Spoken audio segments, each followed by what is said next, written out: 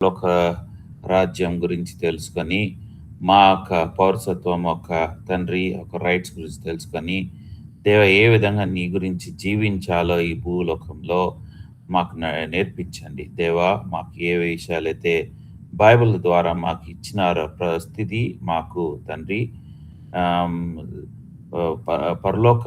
ఉన్న ఒక తండ్రి ఈ లోకస్తులకు తెలియని విషయాలన్నీ మాకు బయలుపరచమని వేడుకుంటున్నాను. దేవా నన్ను కూడా మీరు మీ సిలువ చాటు మరుగుపరిచి దేవా కేవలం యేసు ప్రభునే మేము గణపరిచేటట్టుగా సాయం చేయండి. నూతనంగా పరిశుద్ధాత్మతో తండ్రి అభిషేకించి నాతో మాతో మాట్లాడమని వేడుకుంటున్నాను. ఎవరైతే వచ్చిన వాళ్ళందరూ వందనాలు. ఎవరైతే ఇంకా తండ్రి రానే ఉన్నారు, రావాల్సింది వాళ్ళందరినీ మీతో మాట్లాడి సకాల సమయంలో తీసుకొచ్చి దేవా నాతో మాట్లాడమని వేడుకుంటూ యేసు నామమున ప్రార్థించి వేడుకుంటున్నాం తండ్రి. ఆమేన్. సో, గత వారం మనము అపోస్తల కార్యం 13 అధ్యాయం ఇంట్రడక్షన్ అయితే చూసినాం. తర్వాత 2-5 వరకు. నేను వాక్యం ధ్యానిస్తుండగా ఎందుకో మళ్ళొకసారి రివ్యూ చేయాలి అన్నట్టుగా అనిపించింది.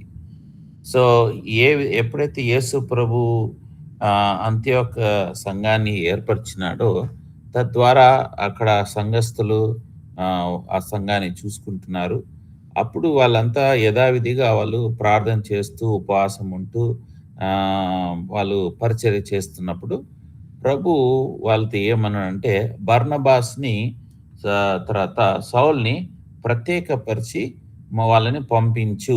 ఎక్కడికి అంటే, ఇప్పుడు ప్రపంచమంతటా పోవాలి. మనం గత వారాల నుంచి, నెలల నుంచి మనం ఏం చూసినా అంటే, పేతురుకి 3 తాళం చేతులు ఇచ్చినాడు ప్రభు. ఒకటి తాళం చెయ్యి యూదులకి బోధించడం. ఆళ్ళు అపోస్తలుల 2 అధ్యాయం నుంచి 5 వరకు వాళ్ళు ఆయన ఉట్టి యూదులకే సువార్త ప్రకటించినాడు. అనేక మంది వాళ్ళు సంఘానికి చేర్చబడ్డారు. తర్వాత సమరయులు అంటే వాళ్ళ తల్లిదండ్రులు, తండ్రి యూదుడు ఉండొచ్చు, తల్లి అన్యురాలు ఉండొచ్చు, లేకపోతే తల్లి యూదురాలు ఉండొచ్చు, తండ్రి అన్యుడు ఉండొచ్చు. So, mixed generation. వాళ్ళు మిక్స్డ్ జనరేషన్ సమరయాకి ఆ తాళం చెయ్యి తెరవబడింది. అక్కడ సువార్త చెప్పబడింది. వాళ్ళ సంఘాన్ని చేర్చలేదు. తర్వాత చివరిగా ఈ యొక్క మూడో తాళం చెయ్యి ఎవరంటే అన్యులు. ఎక్కడ మనం కొర్నేలి ఒక రోమన్ ఒక సోల్జర్ ఇంట్లో అక్కడ జరిగిన కార్యం. అక్కడి నుంచి తర్వాత అంతియోకు వరకు వచ్చింది. అంతియోకు వచ్చినప్పుడు పేతురు రాలేదు. పేతురొచ్చి నిపేక్షణ చేసి, ప్రార్థన చేసి, పరిశుద్ధాత్మ దేవుడు పొందడం లేదక్కడ. అక్కడ ఎవరొచ్చిండంటే బర్నబాస్ వచ్చిండు. ఇప్పుడు ప్రభు ఏం చేస్తున్నాడంటే సంఘము విస్తరించబడాలి. ఎక్కడ అంటే ప్రపంచమంతా విస్తరించబడాలి. దానికి ఏర్పరచుకుంటున్నాడు. అంతియోకులో అక్కడ సంఘం స్థిరంగా నిలబడ్డది. ఇప్పుడు ప్రభు ఏం చేస్తున్నాడంటే ఇంకా ప్రపంచమంతా పోవాలి సువార్త అని బర్నబాని సౌల్‌ని ఎంచుకొని వాళ్ళని పంపించినాడు. అయితే ఇక్కడ వాళ్ళు ఫస్ట్ వచ్చిన స్థలం ఏంటి అంటే సైప్రస్. సైప్రస్ ఇంకోటి బర్నబాస్‌కి తన సొంత గ్రామం అక్కడ. ఈయన సో, బహుశా అనుకుండొచ్చు మనం ఎక్కడ వెళ్దాం అనేసి. ప్రభు సరే ఫస్ట్ మన నా ఇంటి నుంచి స్టార్ట్ చేద్దామని అనిపించి. సో, ఎప్పుడైనా సరే మీరు తిరిగి జన్మించిన తర్వాత ఫస్ట్ స్వార్థ ఎవరు చెప్పాలంటే మీ ఇంటి వాళ్ళు. మీ ఇంటి వాళ్ళు. నేను గూడా యేసు ప్రభుని అంగీకరించిన తర్వాత ఇంట్లో వాళ్ళకి నేను సువార్త చెప్పినాను. కానీ వాళ్ళు వినలేదు. అయితే నేను మహారాష్ట్రకెళ్ళేసి మహారాష్ట్రలో అక్కడ చదువుతూ ఆడ నుంచి గుజరాత్‌కి వెళ్ళిపోవాలి అని ప్లాన్ చేసుకున్నా. చదువు అయిపోయినాక. నేను మాస్టర్స్ ఆ రోజుల్లో. అక్కడ పని ఉంది. అక్కడ దేవా నేను నీ గురించి నేను నివసిస్తాను. సాక్షిగా ఉంటాను. ఇంట్లో వాళ్ళు ఒత్తిడి ఎక్కువైతుంది కాబట్టి అక్కడ ఉంటాను. కానీ ఒక పాస్టర్ నాకు అస్సలు పరిచయం లేదు. సడెన్‌గా ఒక దగ్గర కలిసిండు. "నువ్వు హైదరాబాద్‌కెళ్ళాలి" అన్నాడు. ఎందుకంటే ఫస్ట్ జెరూసలేంలో సువార్త చెప్పాలి. అంటే మీ ఇంటి వాళ్ళు. అంటే నేను చెప్పినా అంటే లేదు వాళ్ళు విడుదల చేసేంత వరకు, వాళ్ళు నమ్మి పో ఎందుకంటే నువ్వు ఇప్పుడు పారిపోతున్నావు. పారిపోవడం కాదు. వాళ్ళంతట వాళ్ళే విడుదల చేసేంత వరకు. తర్వాత జుడియా అంటే చుట్టాలు. తర్వాత సమరియా అంటే అంతా అన్యులు అంతా. సో, ఫస్ట్ నేను నా ఇంటికెళ్ళి తు 3 ఇయర్స్, 3 ఇయర్స్ వరకుండి అక్కడ ఇంకా నిలబడిన తర్వాత వాళ్ళు ఇగ ఏదైనా సరే నువ్వు చదువుకోపో బైబిల్ అన్నంత వరకు. సో, ఇక్కడ బార్నబాస్ ఫస్ట్ తన సొంత ఊరికొచ్చినాడు. ఆహ్, తర్వాత గత వారం మనం చూసినాం వాళ్ళు ఏ విధంగా ఖాళీగా కావాలి, ఏ విధంగా ప్రభు గురించి జ్యోతిగా నిలబడాలి అనేసి ఆహ్, అది మనం గత వారం చూసినాం. సో, బార్నబాస్ సౌల్‌కి ప్రత్యేకమైన కాలింగొచ్చింది. ప్రత్యేకమైన కాలింగ్. సో, ఆ కాలింగ్‌లో వాళ్ళకి ఏం చూస్తున్నారంటే ఆహ్, ఏ విధంగా పోవాలి. ఇప్పుడు జనరల్ కాలింగ్ అంటే అందరికీ సువార్త చెప్పాలని మత్తయి సువార్త చివరి అధ్యాయంలో ఉంది. గో అండ్ టెల్ గాస్పెల్ అందరికి గాస్పెల్ చెప్పాలి. అది అందరికిచ్చిన కాలింగ్ అది. ప్రతి ఒక్క విశ్వాసికి. అయితే ప్రత్యేకంగా ఒక కాలింగ్ మళ్ళీ ఇస్తాడు దేవుడు. నువ్వు నా సేవ గురించి కావాలని, నా పని గురించి కావాలని దేవుడు పిలుస్తాడు. ఆయన చూపిస్తాడు గూడా. మీరు దేంట్లో చేయాలి, ఏం చేయాలి అనేసి. ఇక్కడ ప్రత్యేక కాలింగ్ సౌల్‌కి, బర్నబాస్‌కి ఉంది. అయితే వీళ్ళు ఎళ్ళిన స్థలంలో ఫాంపస్ అనే అది ఆ యొక్క ప్రాంతం గురించి కూడా మనం చదివినాం, ధ్యానించినాం పోయిన వారం. ఏ విధంగా వాళ్ళు విగ్రహారాధికులు తర్వాత వాళ్ళు మంచి ఒక రిసార్ట్ ప్లేస్ లాగా అది. ఒకటి గమనించాల్సిన సంగతి ఏందంటే అక్కడ ఆహ్, 5వ వచనంలో ఉంది. ఏముందంటే అక్కడ వారు ఆ దీపమందట సంచరించి అను ఊరికి వచ్చినప్పుడు గారడివాడు అబద్ధ ప్రవక్త అయిన సారీ వారు సలాంలో ఉండగా యూదుల సమాజ మందిరములలో ప్లూరల్ ఇంగ్లీష్‌లో క్లియర్‌గా ఉంది. సినగాగ్స్ వాళ్ళకు సినగాగ్స్ అంటే యూదులు గూడా అక్కడ ఉన్నారు. యూదులు గూడా ఉన్నారు. వాళ్ళకి ఒక్కటే సినగాగ్ కాదు. సినగాగ్‌కి, జెరూసలేం టెంపుల్‌కి తేడా ఏందంటే, సినగాగ్ అనేది ఒక స్కూల్ లాగా. వాళ్ళకు శనివారం వచ్చి దేవుణ్ణి ఆరాధించి, వాళ్ళు వాక్యం చదివే ఉంటారు. యేసు ప్రభువు సినగాగ్‌కెళ్ళాడు. చదవడం. టెంపుల్‌లో సాక్రిఫైసెస్ జరుగుతాయి. బలిలు జరుగుతాయి. బలిల అర్పణ జరుగుతది. అక్కడ మందస పెట్టె ఉంటది. సినగాగ్స్‌లో మందస పెట్టె ఉండదు. కేవలం లేఖనాలుంటాయి. సో, అనేక సినగాగ్స్ ఉన్నాయి. అంటే చాలా మంది యూదులు ఇక్కడున్నారు. ఇందులో ఇక్కడ ఒక వ్యక్తి పేరు గూడా మనం చూసినాం. ఆయన పేరే బార్ జీసస్ అని. బార్ జీసస్ అంటే బార్ ఒక అరామిక్ వర్డ్. బార్ అంటే కుమారుడు. జీసస్ అంటే ఎవరు కుమారుడు? యేసుప్రభు కుమారుడు. అంటే ఈయన ఒక యూదుడు. ఈయన ఒక పేరు పెట్టుకున్నాడు. ఏ విధంగా పేరు పెట్టుకున్నాడు? బార్ జీసస్ అని. తర్వాత ఆహ్, ఇతను యూదుడు ఏ విధంగా యేసు ప్రభు పేరు పెట్టుకున్నాడు? ఒకటి. రెండోది ఇతను ఒక అబద్ధ ప్రవక్త అనుంది. 6వ వచనంలో ఆ ద్వీపమంతటా సంచరించి పోవు అను పాపు అనే ఊరికి వచ్చినప్పుడు గారడివాడును అబద్ధ ప్రవక్త గారడివాడు అబద్ధ ప్రవక్త 3 విషయాలు మనం గమనించాలి. ఒకటేమో యేసుప్రభు కుమారుడు అంటున్నాడు. రెండోది ఈయన అబద్ధ ప్రవక్త అంటున్నారు. తర్వాత గారడివాడు ఇంగ్లీష్‌లో సార్సరర్ అంటే మెజిషియన్ తర్వాత ఫాల్స్ ప్రాఫెట్ 3 ఉన్నాయి. ఈయనని ఎవరు ఎంచుకున్నారు? సైతాన్ ఎంచుకున్నాడు. ఎంచుకొని ఏం చేస్తున్నాడంటే ఆహ్, వాడుకోవడం. ఇప్పుడు దేని గురించంటే 7వ వచనంలో చూస్తే ఆహ్, అతడు వివేకము గలవాడైన సెర్గీ పౌలు అని అధిపతి యొద్ద నుండెను. అతడు బర్నబాను, సౌలును పిలిపించి దేవుని వాక్యం వినగొనెను. సో, గవర్నరు ఆ ప్రాంతానికి గవర్నరు దేవుని వాక్యం వినాలని ఆయనకు చాలా ఆశగా ఉంది. అంటే ఈ గారడివాడు ఏం చేస్తున్నాడంటే, వీళ్ళందరినీ అబద్ధం అంటే తప్పుడు ఇదిలో ఉంచాలి.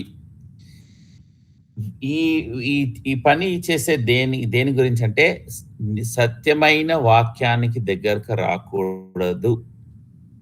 అంటే ఇప్పుడు ఈ రోజుల్లో క్రైస్తవులుంటారు. క్రైస్తవుడి పేరు, లేపోతే బోధకులు గూడా క్రైస్తవులు. మీరన్నీ చేయొచ్చు. ఏ విధంగా మీరు హైందవుల ఒక పండుగలు చేసుకోవచ్చు. మీరు బైబిల్ గూడా మీరు చదవచ్చు. మీరు చర్చ్ గూడా పోవచ్చు. నా నా స్నేహితులు గూడా అన్నారు. "నువ్వు అది చేయరా, ఇది చేయరా" అని. కానీ ప్రభు వాక్యం ద్వారా నాకు పర్సనల్‌గా మాట్లాడంటే, నన్ను ఎంచుకున్నవాడు ఎవరైనా సరే, నా దగ్గర తప్ప ఏ ఒక్క విగ్రహం ముందు తల వంచొద్దు. నా దగ్గర నువ్వు భుజించాలి అంటే నా వాక్యం నేనిచ్చే వాక్యం. ఇతరుల ఏవైనా పదార్థాలు విగ్రహాలకు ముందు పెట్టిన పదార్థాలను తినవద్దు అని ప్రభు నాకు వ్యక్తిగతంగా మాట్లాడినాడు. సో, ఈ యొక్క నిలువెచ్చని క్రైస్తవులు ఏం చేస్తారంటే అన్నీ ఓకే అంటారు. ఇదే జీసస్ చేసే పని ఇక్కడ. ఈయనేమంటున్నాడంటే అన్నీ చేయొచ్చు నువ్వు. అక్కడ వాక్యమి ఆహ్, అంతటా పోవద్దు. వాక్యం అంతటా పోవద్దు. వాక్యం అంతటా పోతే ఏమైతది? ఈ మొత్తం జీసస్ ఇతన్ని ఏం చేస్తున్నాడు? ప్రధానికుడినే గవర్నర్‌ని చేతిలో పెట్టుకున్నాడు. అంటే గవర్నర్ ఏం చెప్పిండో అందరూ అదే ఇనాలి. అసలు గవర్నర్ అంటాడు, ఈయన చెప్పింది చేయను. ఈయన యూదుడే. కానీ యూదుడు మెజిషియన్ ఉండకూడదు. యూదుడు జీసస్ అనే పేరు ఉండకూడదు. దేవుని కుమారుడు. యూదులు దేవుని పేరు నోటితో తీసుకోరాదు. నేను కాలేజీలో చదివేటప్పుడు నాకు ప్రొఫెసర్ యూదుడు జూ ప్రొఫెసర్. గాడ్ అనే పేరు వచ్చినప్పుడు వాక్యాలు చదివేటప్పుడు గాడ్ అనే దగ్గర ఆమె నోరు విప్పదు. తక్కిన వచనం చదువుతది. అంటే దేవుడు అనే మాట అంత పరిశుద్ధమైన మాట వాళ్ళు నోటి నుంచి తీసుకోవడానికి కూడా వాళ్ళకు సరిపోరు అని అనుకుంటారు.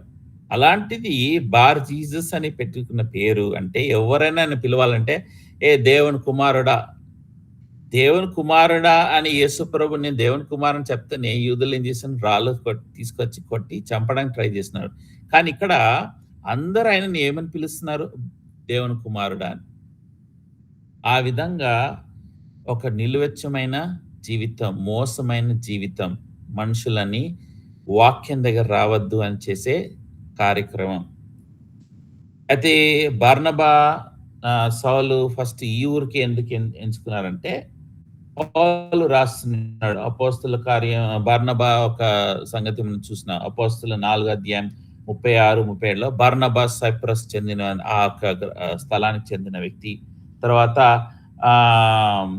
అపోస్తలు 11, 20లో వారిలో కుప్రకురేనకు చెందిన కొందరు అంతియోకు పట్టణానికి వెళ్లి గ్రీకు దేశస్థులకు కూడా ప్రభావమైన యేసు సువార్త చెప్పడం మొదలుపెట్టారు. సో సువార్త చెప్పడం అంతటా అవుతుంది. అపోస్తల కార్యం 21 అధ్యాయం 16 వచనం మరియు కేసరియా నుండి కొందరు శిష్యులు మొదట నుండి శిష్యులుగా ఉండిన కుప్రేయుడైన మోషే ఇంట మేము దిగవలనని ఉద్దేశంతో అతనిని వెంట పెట్టుకొని మాతో కూడా వచ్చిరి. ఫస్ట్ మన వాళ్ళు సువార్త చెప్పాలి. First juice. మన సంగతి ఏంటి? ఫస్ట్ మనం సువార్త చెప్పాల్సి మన ఇంటి వాళ్ళు. తల్లి, తండ్రి, భార్య, పిల్లలు ఫస్ట్.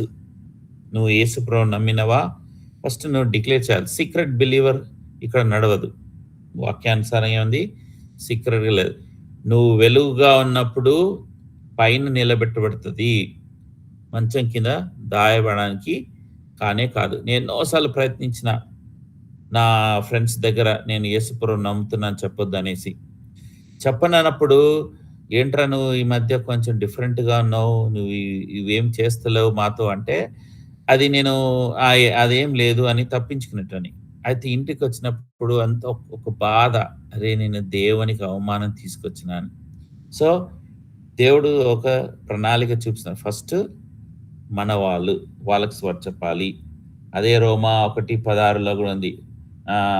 ఫస్ట్ జ్యూస్, తర్వాత గ్రీకులు, గ్రీక్ దేశస్థులు. ఇప్పుడు ఈ యొక్క ఫాల్స్ ప్రాఫెట్ గురించి మనం చూద్దాం. ఈ యొక్క మెజిషియన్, ఈ ఈ మెజిషియన్ ఏం చేస్తున్నాడంటే, మెజిషియన్ ఆహ్, బిరుదుంది. కానీ అక్కడున్న యూదులు ఈయనని ఏం చేస్తలేరు. లేఖనానుసారంగా మెజిషియన్ ఉండకూడదు. మెజిషియన్ అంటే మళ్ళీ ఇప్పుడు ఇండియాలో, అమెరికాలో మ్యాజిక్ చేస్తాడు, ట్రిక్స్ కదా! ఆయన కదా! ఆయన కాదు. ఆ మ్యాజిక్ వేరే. అదేంటంటే గారడీ. అంటే లేదు ఉన్నట్టు ఉన్నట్టు లేదు. ఈ మెజిషియన్ వేరే. వీళ్ళకు ఒక దుష్ట శక్తితో ఆ యొక్క సాతాను శక్తితో చేసే పనులు, ఈ మెజిషియన్ వేరే. ఎక్సోడస్ నిర్గమాకాండం 22 అధ్యాయం 18 వచనంలో శకునము చెప్పు దానిని బ్రతకనీయకూడదు. క్లియర్‌గా వాక్యం అంటుంది. అంటే ఈ యొక్క మెజిషియన్ చేసేవాళ్ళు వాళ్ళు జీవించకూడదు మీ మధ్యలో. ఎందుకు? లేవికాండం 20 అధ్యాయం 6 వచనం. మరియు కర్ణపిశాచి గల వారితోనను సోదగోండ్రతోను వ్యభిచారించుటకు వారి తట్టు తిరుగువాడెవడో నేను వానిని విరోధినై ప్రజల నుండి వాని కొట్టివేతును. వీళ్ళ పనేందంటే, ఈ యొక్క గారడీ చేస్తూ లేపోతే ఆ యొక్క విద్యతో చేయడం వల్ల దేవునికి వ్యతిరేకంగా తీసుకుపోయే మనుషులనమాట. ఎప్పుడైతే వాళ్ళు దేవునికి వ్యతిరేకంగా తీసుకెళ్ళిపోతున్నారంటే, వాళ్ళు సాతానికి దగ్గరగా అయ్యే మనుషులు. వ్యభిచారించుటకు, దీని వ్యభిచారంతో ప్రభు పోలుస్తున్నాడు, ప్రాస్టిట్యూషన్ నుంచి. దేవుని విడిచిపెట్టి నువ్వు ఈ విధంగా ఒక మ్యాజిక్ గారడి పిశాచి దగ్గర వెళ్తున్నావంటే గుర్తుపెట్టుకో, నువ్వు వ్యభిచారం చేస్తున్నావు. ఇది వాక్యం చెప్తున్నది. అట్టి వారిని నేను నేను తీసేస్తా అంటాను. ఎందుకంటే ఇతనే కాదు, ఇంకా ఇతనితో ఉన్న చుట్టుపక్కల వాళ్ళందరూ కూడా దాని దగ్గర తీసుకుపోతారని. దాంట్లో ఏమొస్తుందంటే కలుషితం. దేవుడెవరు? పవిత్రుడు. పవిత్రత ఉన్న దగ్గర కలుషితం ఉండకూడదు. ఇప్పుడు నువ్వు ఒక తెల్ల చొక్కా వేసుకున్నారనుకోండి, white shirt or white sari. ఒక మార్క్ రాగానే క్లియర్‌గా తెలిసిపోతది. అదే ఒక డార్క్ కలర్ మీరు బట్టలేసుకుంటే దాంట్లో తెలవదు. సో, దేవుడంటే నేను అంత పవిత్రుడిని. ఒక్క విషయం గూడా కొద్దిగా సాతాను ఏం చేస్తాడు? కొద్దిగా తీసుకొస్తాడు. కాంప్రమైజ్. కొద్దిగా కాంప్రమైజ్. ఈ కొద్దిగా కాంప్రమైజ్‌తో ఏంటంటే తర్వాత మనం కళ్ళు తెరిచి చూసే వరకు ఎక్కడో ఉంటాం. ఇంకా ద్వితీయోపదేశం థియోట్రనమీ చాప్టర్ 18, 10-12 తన కుమారునైనను తన కుమార్తెనైనను అగ్నిగుండం దాటించు వానినైనను శంకునము చెప్పు సోదగానినైనను మేఘము శకునములు గన సర్ప శకునమును గాని చెప్పు వానినైనను చిల్లంగి వానినైనను మాంత్రికునైనను ఇంద్రజాలికునైనను కర్ణపిశాచి నడుగు వానినైనను దయ్యముల యొద్ద విచారణ చేయు వానినైనను మీ మధ్య ఉండనీయకూడదు. వీటిని చేయు ప్రతివాడు యెహోవాకు హేయుడు. ఈ హేయములైన వాటిని బట్టి నీ దేవుడని యెహోవా నీ ఎదుట నుండి ఆ జనములను వెళ్ళగొట్టుచున్నాడు. ఇవన్నీ దేంట్లో వస్తాయి? మ్యాజిక్ కింద వస్తాయి. ఓకే. మాంత్రికుడు, పిశాచాలతో చేసేవారు, వీళ్ళంతా ఏంటంటే మ్యాజిక్ కింద వస్తది. లాడ్జ్ అని ఒక సంఘం అంటారు దాన్ని. వాళ్ళు చర్చ్‌కెళ్ళే వాళ్ళని మెకానిక్స్ అంటారు, లాడ్జ్ అని. ఈ లాడ్జ్ అని చర్చ్ అని పేరు పెట్టుకుంటారు. కానీ అది చర్చ్ కాదది. దెయ్యానికి సంబంధించిన ఒక స్థలం అది. ఈ లాడ్జ్ వాళ్ళు ఏం చేస్తారంటే, ఆ చర్చ్ గోడలు, కిటికీలు, తలుపులు అన్నీ క్లోజ్ చేసుంటాయి. వాళ్ళు లోపల ఏం చేస్తారంటే దెయ్యాన్ని పిలుస్తారు. బయటేమో పేరు లాడ్జ్ చర్చ్ అని. కానీ లోపల చేసేంట దెయ్యాన్ని పిలిచేవాళ్ళు. వీళ్ళు ఈ పిశాచాలు ఇవన్నీతో వాళ్ళతో ఉంటది. మొన్న ఒక ఫ్రెండ్‌తో మాట్లాడుతున్నా, జమైకన్‌తో. ఆయనకి జమైకాలో ఉన్నప్పుడు బహామాస్‌లో ఉన్నప్పుడు మేమిద్దరం కలిసి పనిచేసినాం. సో, ఆయనిక్కడ కెనడాలో ఉన్నాడు. నేనడిగినా, "నువ్వు చర్చ్‌కెళ్తున్నావా?" అంటే, "ఆ! లేదు రామ్" అనన్నాడు. అయితే ఎవరైనా ఇన్వైట్ చేసిండ్రా పక్కకేం చర్చ్ ఉందా? నా ఒక నైబర్ ఉన్నాడు. ఆయన ఈ లాడ్జ్‌కెళ్తాడు. అంటే లాడ్జ్‌కి పోవద్దు తప్పు. అది అది దెయ్యానికి సంబంధించి అంటే, ఆయనేమన్నాడంటే, ఆయన చాలా పవర్‌ఫుల్. నేను ఎవరితో మాట్లాడినా నేను పోంగానే చెప్తాడు, "నువ్వు పలానా వ్యక్తితో మాట్లాడు." నేను గూడా ఆ విధంగా పవర్‌ఫుల్‌గా కావాలని. ఈ నా ఫ్రెండ్‌కి ఆయన ఆయన ఎవరితో సహవాసం చేస్తున్నాడో తెలుస్తలేదు. చూడు కొద్దిసేపు ఆయన కూర్చొనొచ్చినాడు. ఇప్పుడేమొచ్చింది ఈయనకు ఆలోచన, నేను గూడా ఆయనలాగా శక్తిమంతుడు కావాలి అని. ఇదే సాతాను చేసే పని. నెమ్మదిగా, చిన్నగా తీసుకొస్తాడు.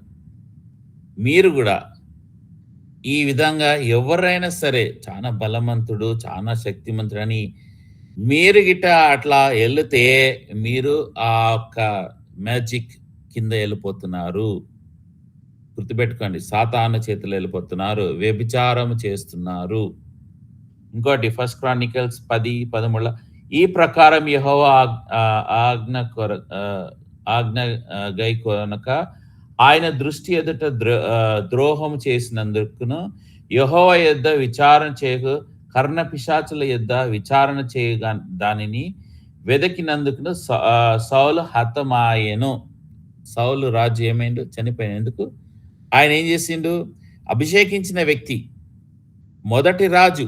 సమూయేలు ఆయనను అభిషేకించిన వ్యక్తి. కానీ, ఒక సమస్య వచ్చినప్పుడు ఈయనేం చేసినాడు, ఈ యొక్క పిశాచి ఒక మెజిషియన్ దగ్గరెళ్ళేసి, పిశాచి సహాయంతో ఈయన యుద్ధానికి ఎళ్ళాలా లేదా అని కనుక్కున్నాడు. మీలో ఎవరైనా ఈ విధంగా ఒక సమస్యొచ్చినప్పుడు ఎక్కడ పరిగెత్తుతున్నారు? ఒక సాతానుకు సంబంధించిన విషయాలకు మీరు పరిగెత్తునంటే, మీరు సాతాను చిక్కులో పడుతున్నారు.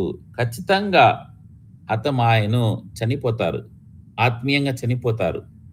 మీకు బైబిలు, చర్చు, సహవాసం అంటే మీకింకా ఒక ఉత్సాహం ఉండదు.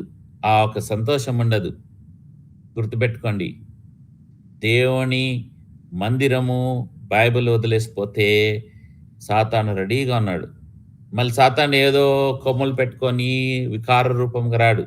మేము చర్చ్‌కెళ్తాం రండి. మా చర్చ్‌లో చానా అద్భుతాలు జరుగుతాయి. అది జరుగుతాయి.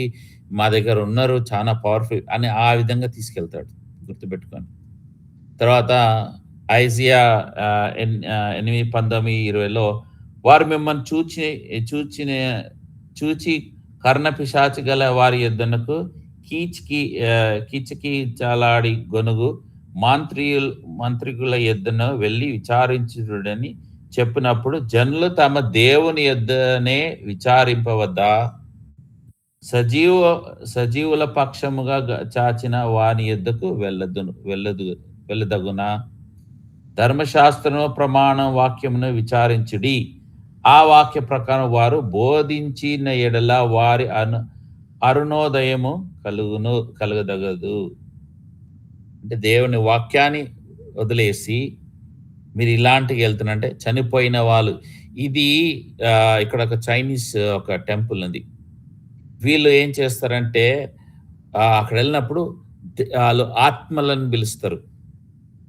చనిపోయిన ఆత్మలు తాత, ముత్తాతలు ఎవరున్నా సరే వాళ్ళ ఫ్యూచర్ తెలుసుకోవడానికి. నేను హిందూగా ఉన్నప్పుడు మాకొక దినం ఉండేది చేయడానికి. ముత్తాతల దినం అనేసి. ఆ దినాన్ని చేస్తారు. ఆ వాతావరణం అంతా మారిపోతది. ఇవన్నీ దెయ్యానికి సంబంధించిన విషయాలు గుర్తుపెట్టుకోండి. మీరు దేనికి మీరు మొక్కొద్దు. దేని దగ్గర పోవద్దు. మీకు కావాలి అంటే బైబిల్ ఉంది, చర్చ్ ఉంది. ఈ బైబిల్, చర్చ్ తప్ప మీరు దేని దగ్గరికైనా పోయిండ్రనుకోండి, మీరు మాంత్రికుడి దగ్గర ఎళ్ళిపోతున్నారు. పిశాచుల దగ్గర ఎళ్ళిపోతున్నారు. దేవుడు మిమ్మల్ని కొట్టేస్తాడంటున్నాడు. శిక్షిస్తాడని. సో, ఈ యొక్క బార్ జీసస్ మ్యాజిషియన్ ఈ ఈ మ్యాజిషియన్ అన్నమాట. ఏదో ట్రిక్స్ చేసే మ్యాజిషియన్ గాదు. పిశాచులు యూద్ మ ఇక్కడ యూదుడి స్థలానికెళ్తున్నాడు. సినగాగ్‌కెళ్తున్నాడు. అదే సమయంలో పిశాచుల ఒక సహాయంతో మాంత్రికుడిగా చేస్తున్నాడు. గారడీ చేస్తున్నాడు. ఎంత విచారకమైన విషయం. ఆ! చూడండి ఎంత విచారకమైన అక్కడ అందరిని మోసం చేస్తున్నాడు. పేరేమో బార్ జీసస్. ఈ పేరేమో యూదుడు. కానీ చేసే పనులేంటి? ఆయన చేసే పనులంతా సాతానుకు, దెయ్యానికి సంబంధించిన పనులు. సో, మీరు గూడా గుర్తుపెట్టుకోండి. ఇలాంటి విషయాల నుంచి దూరంగా ఉండాలి. తర్వాత నెక్స్ట్ ఫాల్స్ ప్రాఫెట్. అబద్ధ ప్రవక్త. ఈ అబద్ధ ప్రవక్త ఆహ్, ఈ రోజుల్లో చాలా ఎక్కువైపోయినారు. ఎక్కడ అంటే ప్రపంచమంతటా, ఇండియాలోనే కాదు ప్రపంచమంతటా ఈ యొక్క అబద్ధ ప్రవక్త చాలా పెరిగిపోయినారు. వీళ్ళేం చేస్తారంటే గుర్తుపెట్టుకోండి. అబద్ధ ప్రవక్త ఒక విషయం ఏంటంటే చివరిగా చేసే కార్యం మెజిషియన్ చేసే విషయమే ఈ ప్రవక్త కూడా చేస్తాడు. డ్యూటోనమీ ద్వితోపదేశం 13 అధ్యాయం 1-3 ప్రవక్తయే గాని కలలు కనువాడే గాని నీ మధ్య లేచి నీ ఎదుట సూచక క్రియనైనను మహత్కార్యమునైనను చేసి నీవు ఎరుగని ఇతర దేవతలను అనుసరించి పూజింతుమని రమ్మని చెప్పిన ఎడలా అతడు నీతో చెప్పిన సూచక క్రియలని మహత్కార్యము గాని సంభవించినను ఆ ప్రవక్త మాటలను కలలు కన్నవాని మాటలను వినకూడదు. ఏలయనగా మీరు మీ దేవుడని యెహోవాను మీ పూర్ణ హృదయంతోనూ మీ పూర్ణ ఆత్మతోనూ ప్రేమించుచున్నారో లేదో తెలుసుకొనుటకు మీ దేవుడని యెహోవా మిమ్మల్ని పరీక్షించుచున్నాడు. ఈ అబద్ధ ప్రవక్త ఏం చేస్తాడు? నేను కలలు కొన్నాను, నేను ఇది చేసినాను, రండి రండి అంటాడు. వాళ్ళు ఏం చేస్తారు? వాళ్ళని దేవుడి నుంచి తీసుకెళ్ళిపోతారు. నిన్ను ఎక్కడి నుంచి తీసుకెళ్ళిపోతారు? దేవుని దగ్గర నుంచి. తర్వాత ఈ వీళ్ళు ఇంకా అబద్ధ ప్రవక్త ఏం చేస్తాడు? మొదటి రాజులు 22:20 అందుకు అతడు నేను బయలుదేరి అతని ప్రవక్తల నోట అబద్ధమాడు ఆత్మగా ఉందునని చెప్పగా ఆయన నీవు అతని ప్రేరేపించి జ్ఞానం నందుదువు పోయి ఆ ప్రకారం చేయమని అతను సెలవిచ్చెను. అంటే మీరు దేవుని మాట వింటలేరు. దేవుని ఒక వాక్యం చదవడానికి మీకు ఇష్టం లేదు. మందిరం వెళ్ళడానికి ఇష్టం లేదు. ఎవరో చెప్పినారు అక్కడ ఉంది రండి చాలా గొప్పగా చేస్తున్నారు. ఆయన కలలు కంటున్నాడు, అది చేస్తున్నాడు అంటే మీరు ఒకవేళ నమ్మి అటు వెళ్ళిపోతే దేవుడు ఏమంటాడు ఈ వాక్యంలో? అబద్ధ ఆడే ఆత్మలు, డిసీవింగ్ స్పిరిట్స్ దేవుడే పంపిస్తాడు, అనుమతిస్తాడు. పోండి వాళ్ళని ఇంకా డిసీవ్ చేయండి. వీళ్ళు ఏం చేస్తారు? ఇంకా బైబిల్ చదవరు. ఇక ప్రార్థన చేస్తా అంటారు.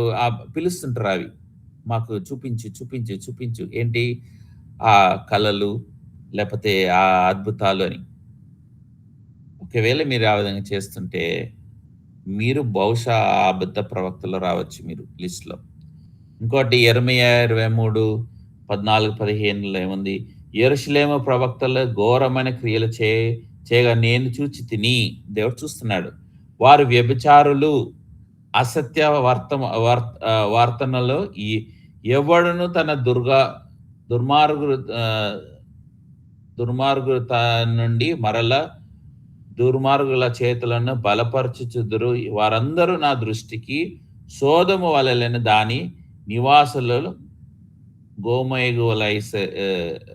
నైరి అంటే సొదొమ గొమొరతో కంపేర్ చేస్తున్నాడు.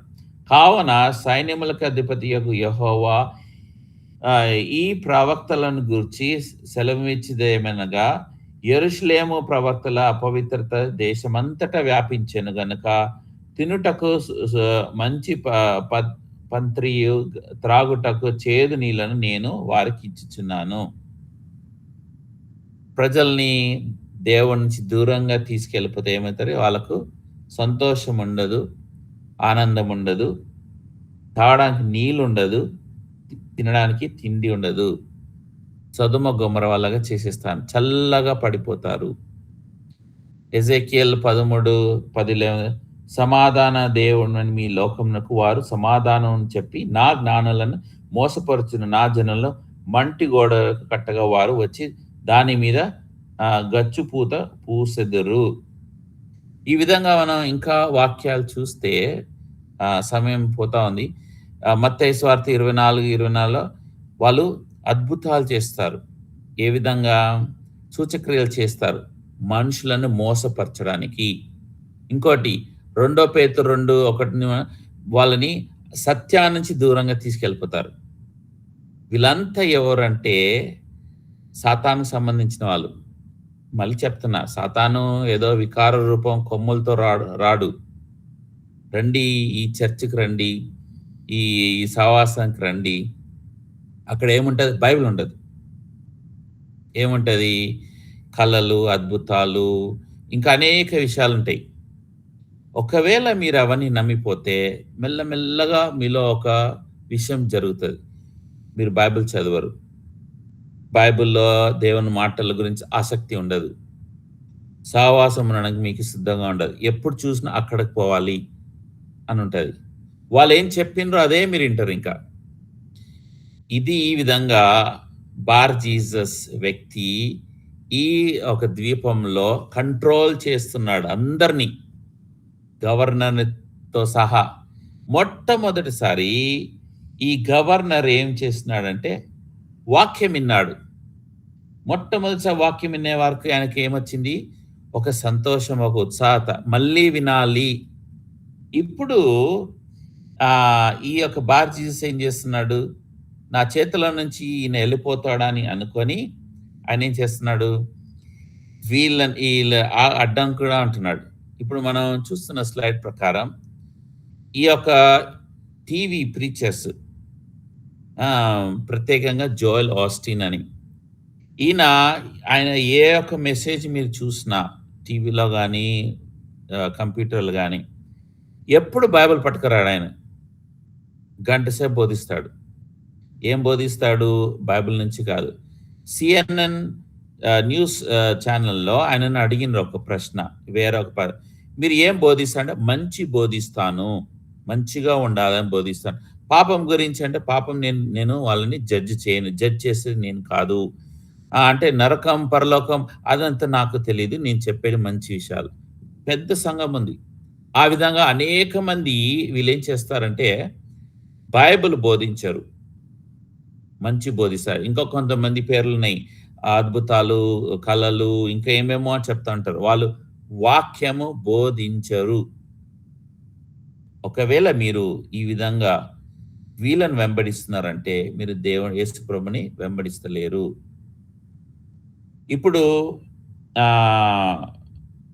మనతో 8వ వచనంలో చూస్తే ఈ యొక్క బార్ జీసస్‌కి ఇంకొక పేరుంది, ఎలిమాస్ అని. ఈయననే మెజిషియన్. ఈయన ఏం చేస్తున్నాడు? వాక్యాన్ని వ్యతిరేకిస్తున్నాడు. తర్వాత విశ్వాసంలోకి పోకూడదని అందరిని కంట్రోల్ చేస్తున్నాడు. అయితే 9వ వచనంలో సౌలు ఏం చేస్తున్నాడంటే ఆయన సంపూర్ణంగా పరిశుద్ధాత్మతో నింపుదలై ఆయన ఏం చేస్తున్నాడు? మాట్లాడుతున్నాడు సంపూర్ణంగా. ఈ సంపూర్ణంగా నింపడం అనేది గ్రీక్‌లో కేవలం 10 సార్లు ఇక్కడ మెన్షన్ అయి ఉంది బైబిల్‌లో. దాన్ని గ్రీక్‌లో ప్లెరస్ అంటే, వేరే గ్రీక్ భాష ఎట్లా అంటే ఒక పదానికి 4, 5 అర్థాలు ఉంటాయి. దాన్ని సినోనిమ్ అంటారు. అయితే ఒక దానికి వాడే పదం దానికి ఒక ప్రత్యేక ఉంటది. అయితే ఇక్కడ ఈ వాక్యానికి వాళ్ళు ఉపయోగించిందంటే ప్లెరస్ అని, సంపూర్ణంగా నింపుదల. సో లూకా 4:1లో ఏమంది? జీసస్ బీయింగ్ ఫుల్ ఆఫ్ నింపుదలై, ప్లెరస్‌తో, దేనితోటి? పరిశుద్ధాత్మ దేవుడు. సో అపోస్తలులు 7:55 సంపూర్ణంగా పరిశుద్ధాత్మతో. అపోస్తలుల కార్యం 11:24 సంపూర్ణతో, ప్లెరస్‌తో, పరిశుద్ధాత్మతో. పరిశుద్ధాత్మ ఉన్నప్పుడు యోహాను 1:14 కృప, పరిశుద్ధాత్మ నింపినప్పుడు ఏమొస్తది? కృప వస్తది. 6 అధ్యాయం అపోస్తల 6:5లో ఏముంది? విశ్వాసం వస్తది. తర్వాత అపోస్తల 6:8లో వాళ్ళు కృప, తర్వాత శక్తి.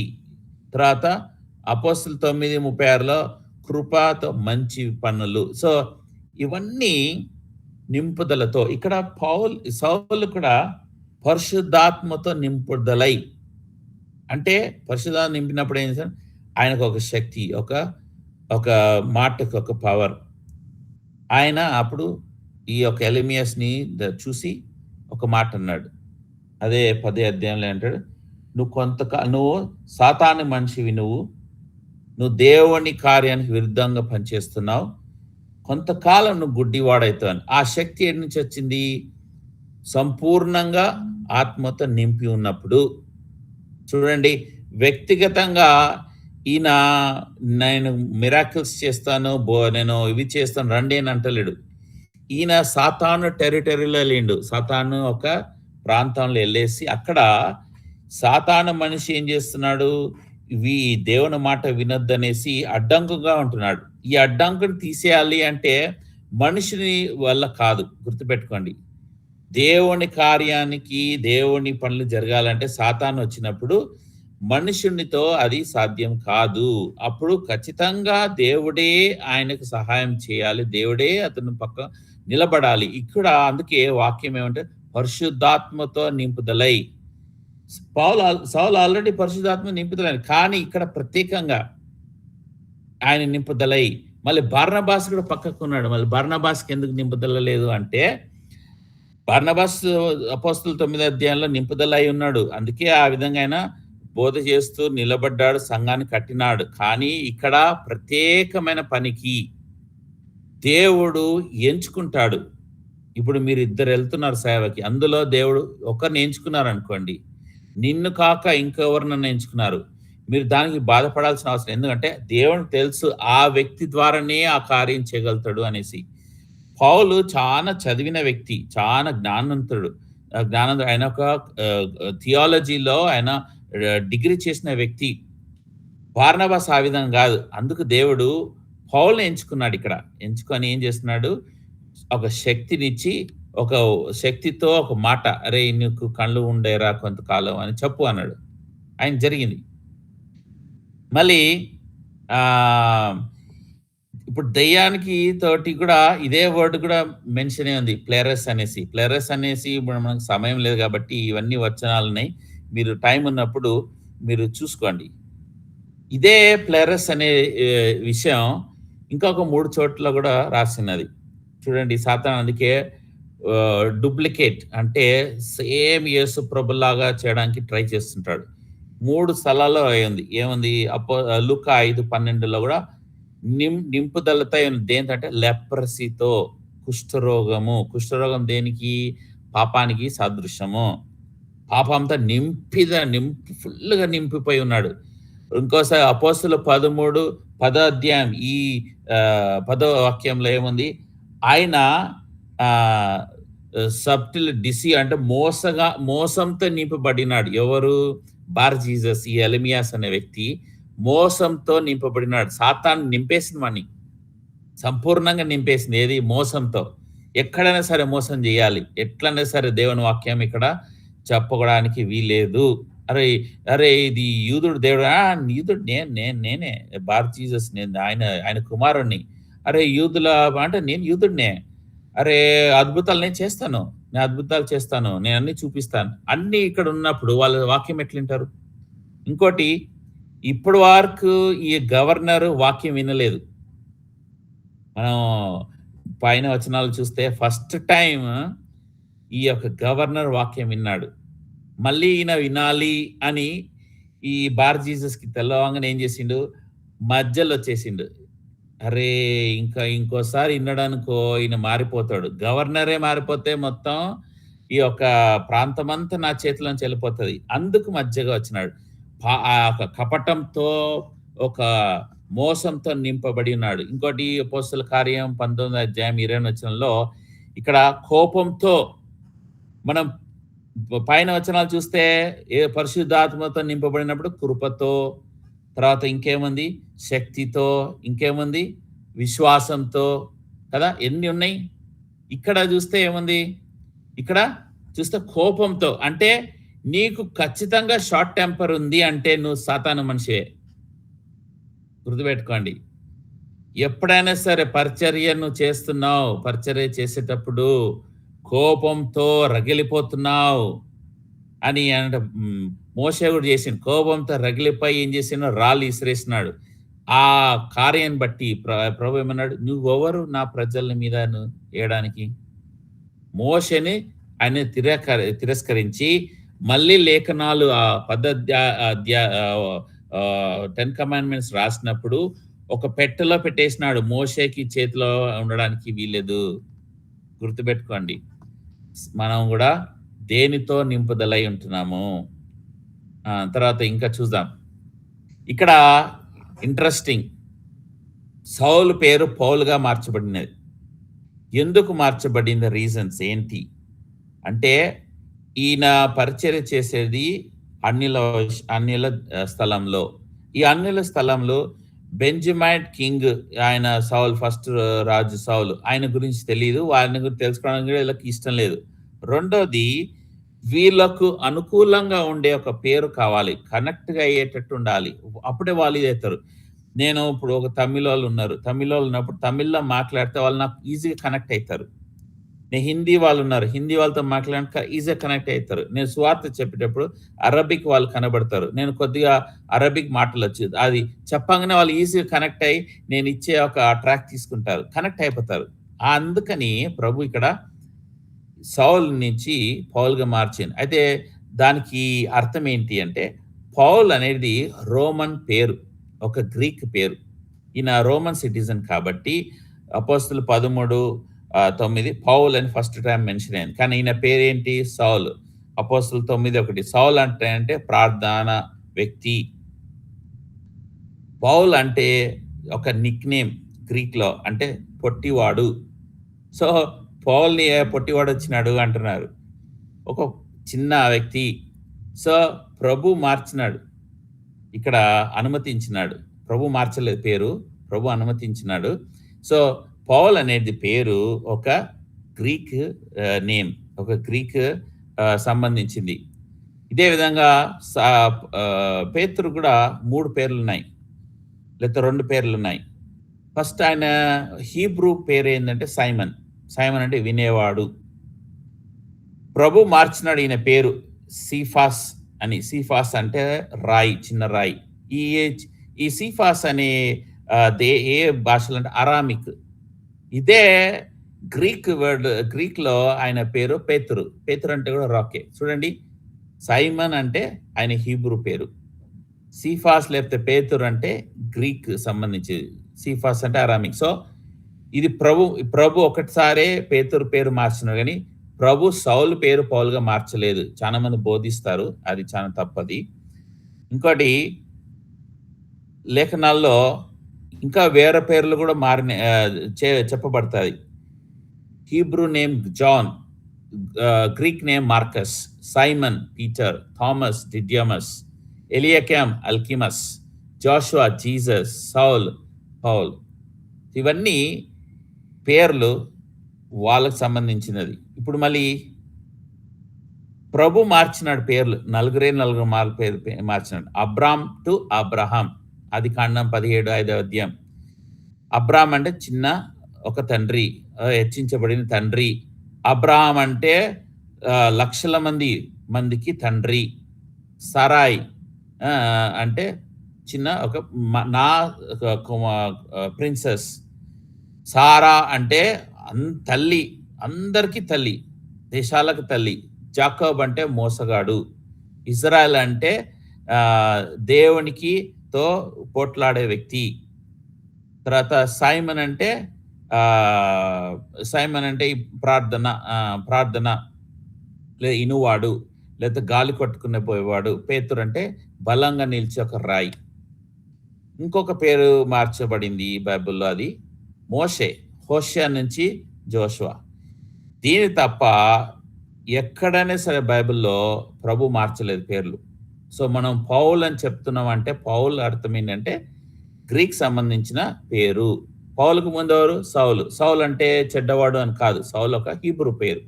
సో, మనం దాని గురించి మనం ఆహ్, కొంచెం ఇచ్చేయాలి. అయితే ఇప్పుడు బాప్తిజం పొందిన తర్వాత చాలా మంది పేర్లు మార్చుకుంటారు. ఎందుకు పేర్లు మార్చుకుంటారు? కారణం ఏంటి అంటే, బాప్తిజం పొందినప్పుడు నూతన వ్యక్తి, నూతన సృష్టి.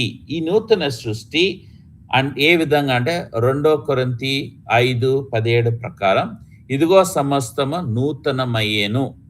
నూతనంగా మొదలు పెడుతున్నాడు. అంటే ఎప్పుడైతే బాప్తిజం పొంది అన్నీ విడిచిపెట్టినానో నేనిప్పుడు నూతన సృష్టి. తర్వాత గలతీ 6:15లో పాతవన్నీ, పాత ట్రెడిషన్స్, పాత ఆచారాలు అన్నీ పోయినాయి. ఇప్పుడు నేను కొత్త జీవితం స్టార్ట్ చేస్తున్నాను. మళ్ళీ రోమా 6:4లో పాతవి దాన్ని పూర్తి చేస్తున్నాను. ఎఫెసియన్స్ 4:22-24 పాతది విడిచిపెట్టి కొత్తదిగా, కొత్త అంగి వచ్చినప్పుడు ఏం చేస్తాం? పాతది మనం పడేస్తాం. కొత్తది వాడుకుంటాం. గలేషియన్స్ 2, గలతీలు 2:20లో ఏముంది? క్రీస్తు నాలో జీవిస్తున్నాడు. పాతది స్వభావం, పాతదంటే నేను, నా గర్వము, నా కోపము, నా ఒక కొట్లాటలు ఇవన్నీ పోయినాయి. క్రీస్తు. సో, కొట్టేవాడిని ఇంతకుముందు. ఇప్పుడు నేను కొట్టించుకునేవాడిని ఉన్నాను. కొట్టండి ఏమైనా పర్లేదు. క్రీస్తే అనుమతిస్తున్నాడు అని మన స్వభావం మారుతది.